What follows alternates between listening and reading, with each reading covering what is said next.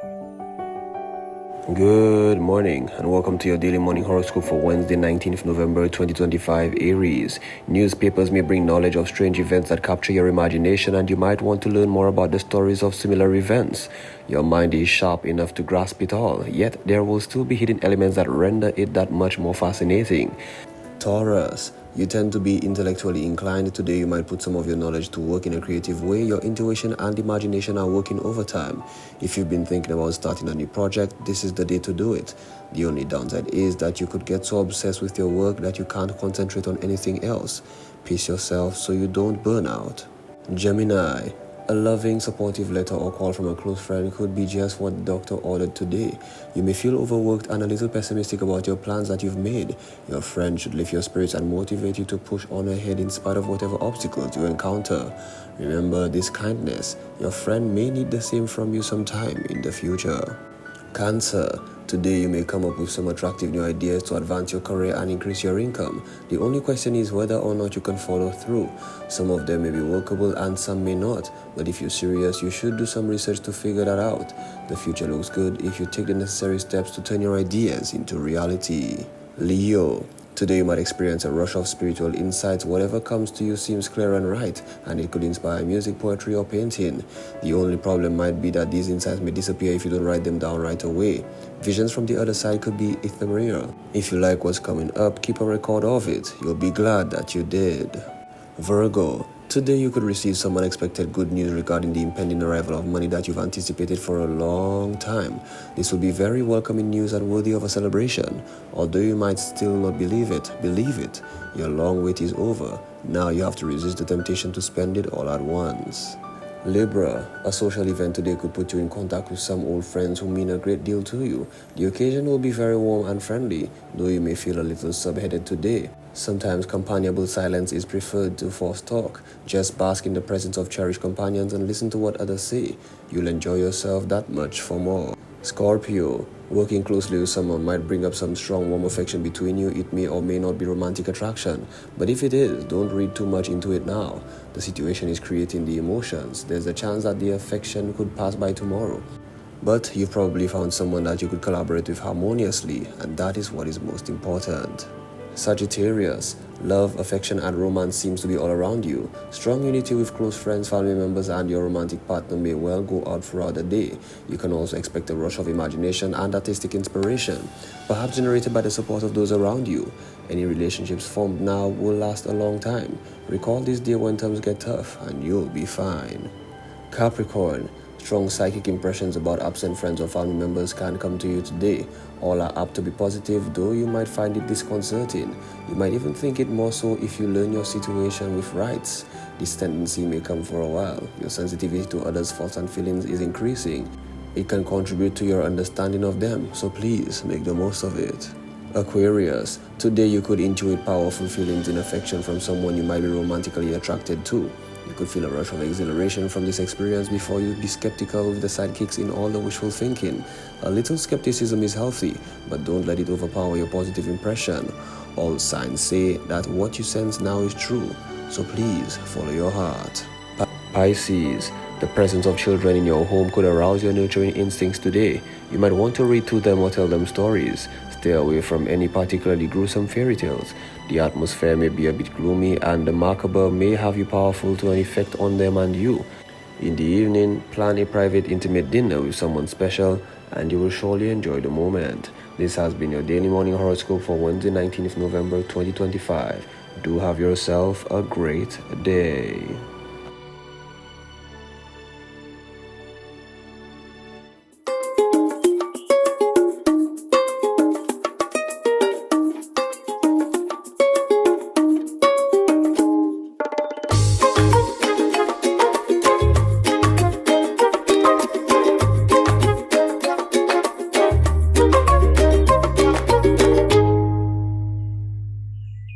Good morning and happy Wednesday. Oh my God. Well, yesterday was a lot of rain.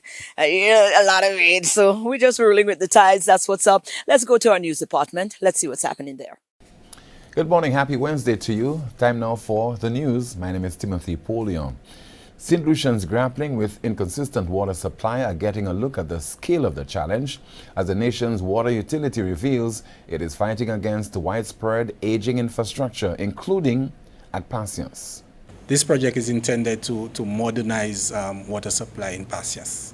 Okay, it's going to have a state-of-the-art treatment plant, pumping station, new intake on the Fond River. Because currently we are abstracting the waters from one of the tributaries way up in the hinterlands, and this is inadequate to supply the growing needs of that community. Hence the reason why we are installing a new intake and a new pumping station on the main river to supply that area. The water and sewage company Wasco has embarked on a critical series of upgrades with one of its main treatment plants operating at a fraction of its capacity, with only 4 of 10 filters working, while pipeline replacements and new construction projects race to keep pace with demand across the island. A major stakeholder in the nation's healthcare was notably absent from the long-awaited handover of the new St. Jude Hospital. The St. Lucia Medical and Dental Association, SLMDA, is expressing disappointment after its president, Dr. Merle Clark, revealed the group was excluded from the official ceremony and facility tours, an oversight the Prime Minister has since apologized for and pledged to correct. And I just want to tell you, if you don't know, on behalf of the members of the Medical and Dental Association, we've decided to pay to 14 district medical officers who were on contracts under the last government. We've made them full-time employees. We've also decided to pay them an honorarium in lieu of a back pay, because they weren't appointed yet, but the government decided because of their service that they are performing to the society, 14 of them, district medical officers, are going to get an honorarium for the government. While celebrating the building's completion, the island's leading medical body is now pressing for a swift commissioning, questioning why they were left out of a pivotal moment for the facility they are expected to help run. A dispute over a damaged political poster has exploded into a legal firestorm, pitting a distraught mother against a neighbor she accuses of kidnapping. The conflict erupted after the woman's 2 young daughters, aged 11 and 13, were taken to a police station by the neighbor without her consent. The neighbor saw them, ran behind them. They run. The little one, the 11-year-old, left her slippers on the bridge. Whoever it is don't know, take the slippers, they cut it. When the children coming back down to go at their parent home, all the woman do, kidnap the children, put them on the jeep, put the child's lock on it, and take my children to CID. Reach CID telling them about that. She telling the officers, oh, the mother, where I am, she went with my girls. I was nowhere around when you go with my children. That's kidnapping my children. Okay, I need justice for this. The incident has prompted the mother to seek her own criminal charges, transforming a childish mistake into a major neighborhood confrontation. And finally from us this Wednesday morning, on Monday, November the 17th, 2025, officers of the Royal St. Lucia Police Force facilitated the extradition of 52-year-old Simon Sitterlens, also known as Buju, to Martinique. Sitterlens was formally handed over to French officials in a joint operation carried out in line with all required legal and procedural safeguards.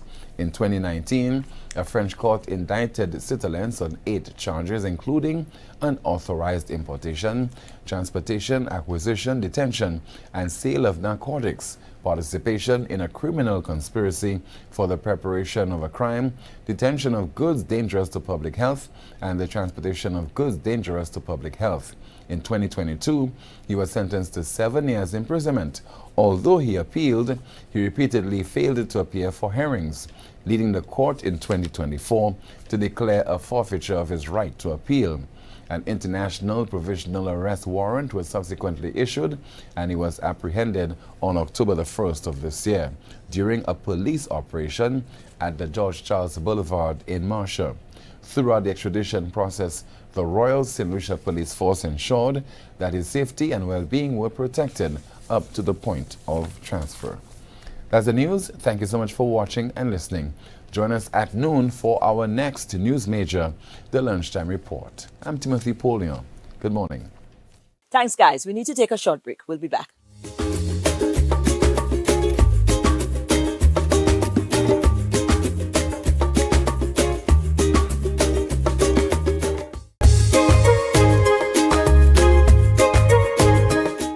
talk about life transforming and innovation in terms of inspiration. Take your worst moments and turn it into a life changing moment, and you use that to propel and to assist others to become their best self. Well, Michelle is all about that. Let's meet Michelle. Well, I'm here and I'm enjoyed. I am very honored to be sitting and be chatting with this wonderful young lady here, Michelle Baptiste, who is the proprietor of Select Fit Shapewear. Did I get it right, Michelle? Yeah, you did. Absolutely. Now, Michelle is going to walk us through her journey, to life, through life to date. Michelle, story is quite an interesting one, and Michelle is the perfect example of turning trials into triumph. And I don't know about you, but at any point in time when you find women that resilient to be able to bounce back from some of the things, it is definitely an inspiration, and these women are cut out for great things, and we are seeing the results of it right here, right now, through this amazing woman. So Michelle, I am totally honored to have the opportunity to introduce you to our viewers here in St. Lucia, and to get your story across, with the hope of inspiring as much people as possible. So thank you for joining us. Thank you. Thanks for having me. It's a pleasure. Now, Michelle, your personal journey is an incredibly powerful one, right? So can you express, the experiences that led you to create Select Fit? How did this come about? This and how did they shape the woman you've become today? So, well, for me personally, I've had a lot of hardships. And as you know, as a woman, sometimes, well, most of the times, it plays on your emotions, it plays on your vulnerability, and it exposes you to, so many different things that make you feel depressed and negative about yourself. Yeah. So, in trying to, build myself back up or pick myself back up after I had my second son, Right. I started to look for something because my waist went from what it used to be 26 to 30 something. 30 Oh gosh. I know about that. So I went on the infamous Amazon looking for shapewear, and I bought a few pieces, but it didn't fit. So because I was sharing my story online on Facebook, customers were my friends at the time were very intrigued. So I started to do more research and dig, and then I was able to buy 12 pieces. I actually took my rent money and I bought 12 pieces of shapewear. Okay. And so I drove around after work on evenings selling the 12 pieces, and then I was able to buy 24. Oh my. Yeah. Wow. Oh my God. Now, hold on. The theme of the segment here, because tomorrow, today actually is going to be Women in Entrepreneurship recognition. The theme, of course, of the segment is Caribbean Confidence Revolution. Yeah. And what does confidence mean to you? And why is it important for Caribbean women? Yeah. For me, confidence means belief in yourself. It means trusting your decisions, trusting in who you are and who God created you to be, and walking in that light, being brave in who you are and more confident in your own skin. And I think it's really important for Caribbean women because somehow, for some reason, the Caribbean life keeps beating women down. Yeah. We experience a lot of battles, a lot of hardships, and it's really hard for us to keep putting our head back up, to keep moving and to keep being resilient. It's very hard. It's very important for Caribbean women to know who they are and to stand firm in the knowledge of who they are. Right. Now, you often say confidence is the most powerful accessory that a woman could wear. Mm-hmm. How has this philosophy, shaped everything and your ability to stand resilient in all that you've gone through? So with confidence, you can enter into any room.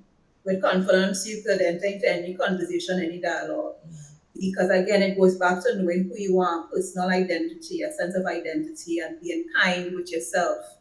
Having patience with yourself. That has allowed me to accept who I am, accept what I went through in life, and to know that it is going to propel me to greater things. So use my experiences as a stepping stone and not to stay in self-pity. Right. Now, I'm listening to you, and we're talking shapewear, shaping physical Yeah. body. But I'm listening to Correct. you, and it is becoming more evident that this is way more than just a shaping of the body. This is like a revolutionary shaping of the mindset, of an acceptance, Correct. of a, a Inside whole, out. a psychology is happening here. Yeah. Talk to me about the importance of to you, the importance of being able to lead women, or into that space, because you, having lived through it, you would have a profound understanding of how it is that can damage yourself, and your way forward as well. So how important is this to you, to ensure that women understand that, yes, you could shape all of that, and that's okay, but for you to really and truly have an appreciation for self, it goes deeper than just the physical shaping. Yeah, so it's very important to me and to all of my employees, all of my staff is fully trained in having an understanding of the woman. Who is the woman? Right. And what we represent in society as mothers, as daughters, as role models, and to really have an understanding and be patient.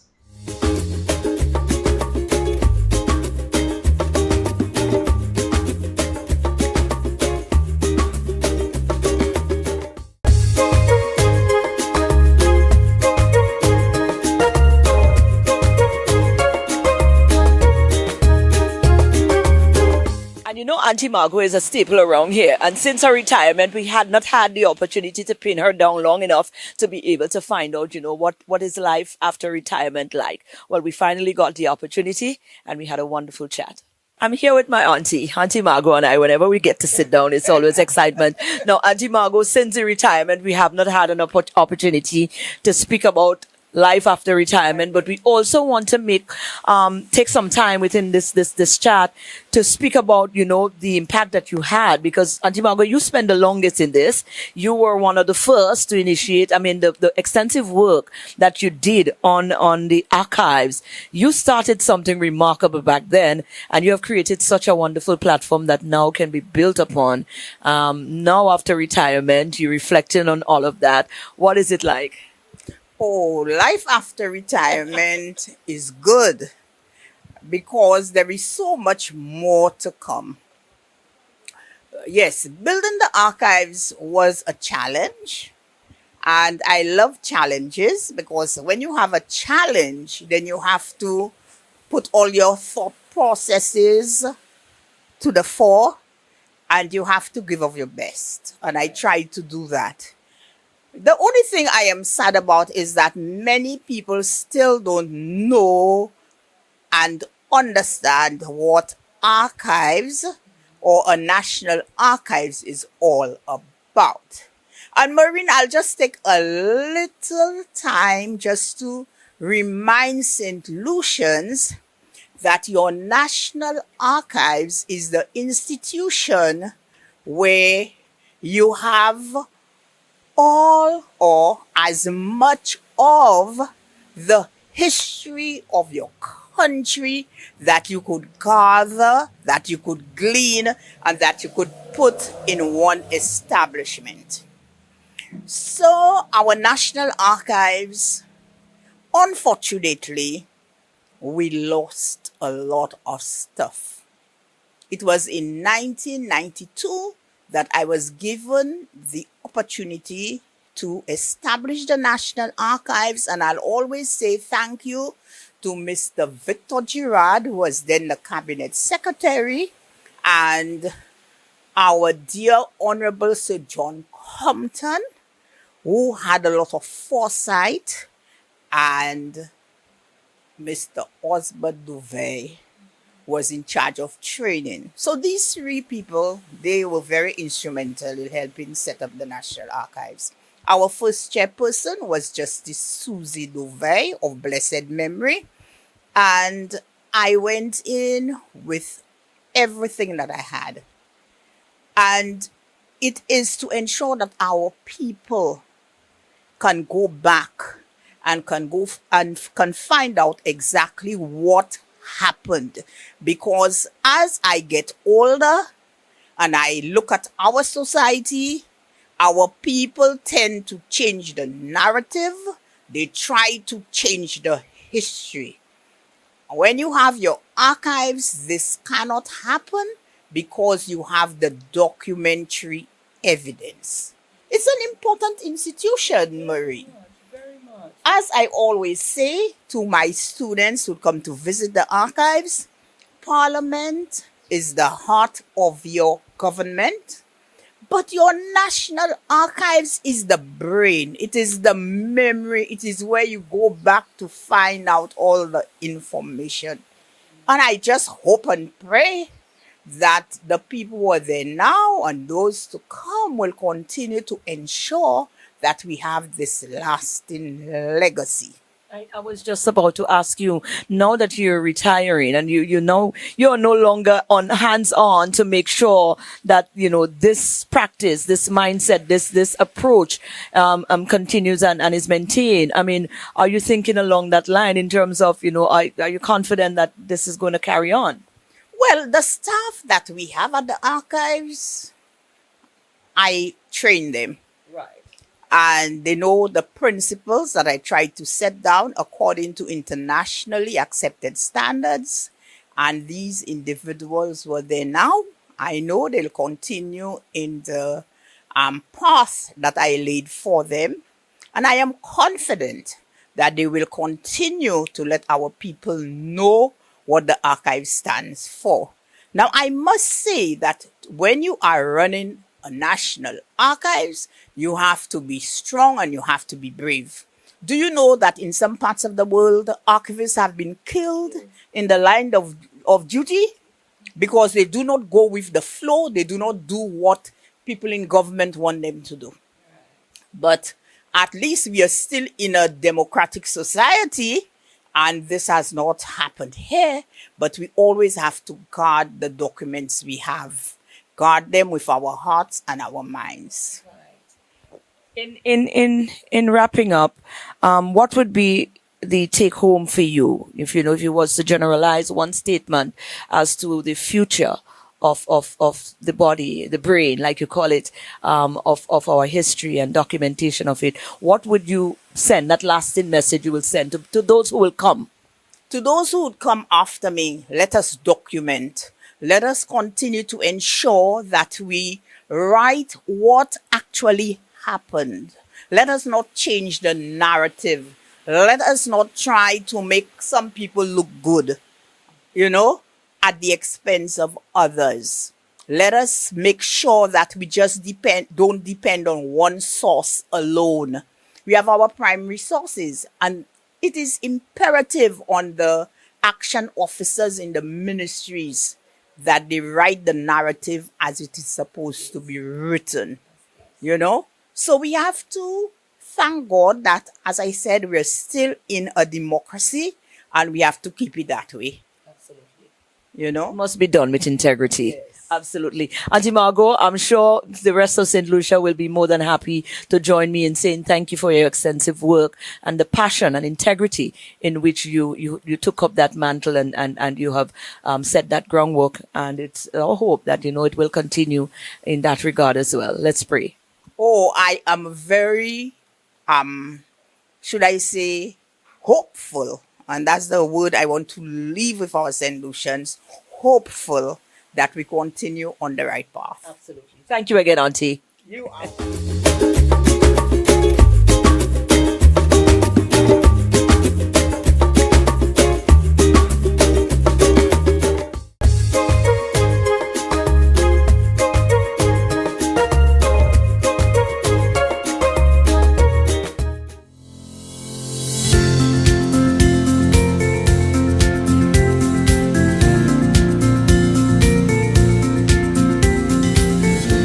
Welcome to your Holistic Path to Wellness with Dr. Tanya Bobran.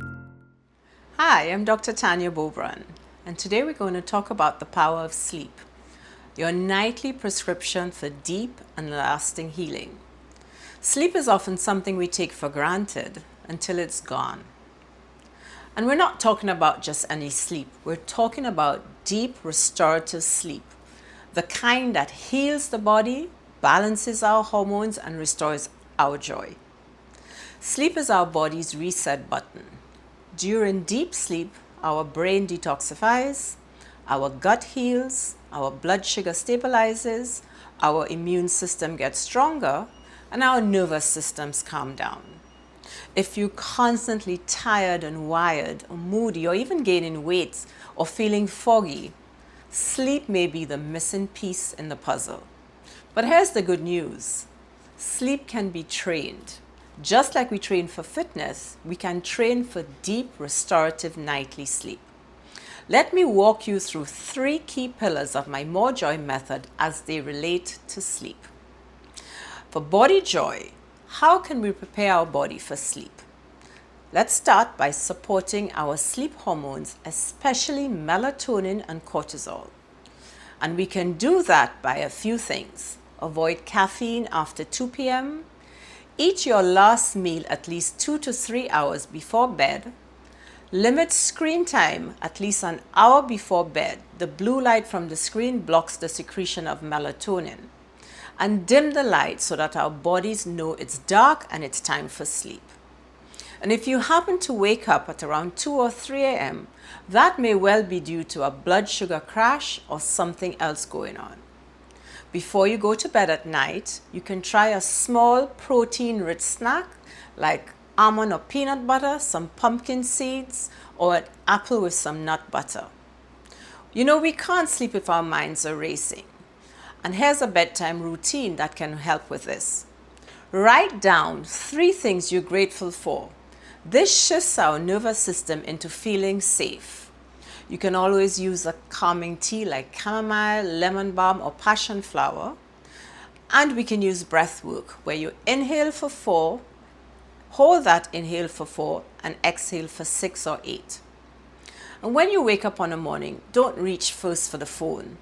Instead, open your eyes slowly, take a deep breath, and say something like, I am safe. I am grateful for waking up. I am calm. I'm going to have a good day. Our bedrooms should feel like sanctuaries, not our second offices. And here's how you can turn your space into a soul-nurturing sleep haven. Make it cool, dark, and as quiet as possible. Remove as many devices from your room, or at least put them in airplane mode. Consider getting soft healing frequencies like white noise or even sound bath recordings that you can play to help you fall asleep. I often tell my patients sleep is not a luxury. It's a biological necessity and a spiritual invitation to reconnect with ourselves. So let's set consistent bedtimes and wake times, even on weekends. Your body loves rhythm. When you honor that rhythm, it honors you back with better energy, clearer focus, balanced hormones, and of course, more joy. Remember, sleep is medicine. Sleep is sacred. Sleep is your right. And with just these few small changes, you can reclaim your sleep night by night. Let's heal together, one restful night at a time. And there you go, guys. That is our show for today. Now, there's this saying that goes, the world is going to ask you who you are. And if you don't know, the world is going to tell you. So be sure that the next time the world asks you who you are, you stand firm because you know who you are. And tell the world who you are. Have an awesome day. Let's do this again tomorrow, right here.